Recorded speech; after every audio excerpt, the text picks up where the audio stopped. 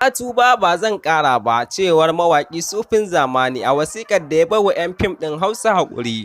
Kafin mu je ga kawo cikakken rahoton yau, idan yau ne farkon kasancewarka da wannan tasha ta mai albarka, sai ka yi haƙuri ka danna mana subscribe, kana ka danna ƙararrawar sanarwa domin kasancewa tare da mu. Na tuba ba zan ƙara ba, cewar mawaƙi Sufin Zamani a wasiƙar da ya bai wa 'yan fim ɗin Hausa haƙuri. Mawaƙi Sarfilu Umar Zarewa ya ba wa 'yan fim ɗin Hausa haƙuri a cikin wata takarda da ya aika musu, tare da alƙawarin ba zai ƙara ɓata musu suna ba. Mujallar fim ta ba da labarin yadda haɗaɗɗiyar ƙungiyar masu shirya fim ta Najeriya, wato MUFAN, ta kai ƙarar Sufin Zamani wajen Hukumar Tsaron Ƙasa (DSS) saboda ɓatancin da ya yi wa mata 'yan fim a wata waƙa, inda ya ce wai ba su son zaman aure. Waƙar ta ɓata wa 'yan fim da dama rai, kuma sun yi na'am da matakin da MUFAN ta ɗauka a kansa.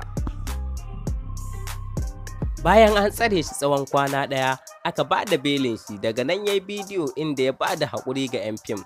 Ya ce shi dama cin zarafin wani ba halinsa ba ne.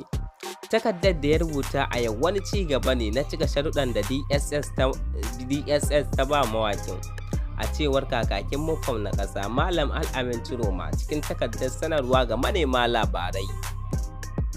A cikin takardar mai taken takardar neman afuwa, mawaƙin ya yi nadamar abin da ya aikata tare da bayyana tubansa. Ya ce, "Ni Sarfilu Umar Zarewa, wanda aka fi sani da Sufin Zamani mai waƙar 'yan lukuta, ina mai neman afuwar wannan ƙungiya ta MUFAN mai albarka a bisa kuskuren da na yi na yin waƙar da ta ɓata wa 'yan masana'antar Kannywood rai. Allah ya sani ni ban yi wannan waƙar don na ɓata wani ko wata rai ba, saboda haka ina neman afuwarku, kuma insha Allah waƙar ba za ta sake faruwa ba. Na gode." Da yake bayyana ra'ayi kan takardar ban haƙurin, Ciroma ya ce wannan shine tabbacin ya ɗauki dukkanin gyaran da aka yi masa.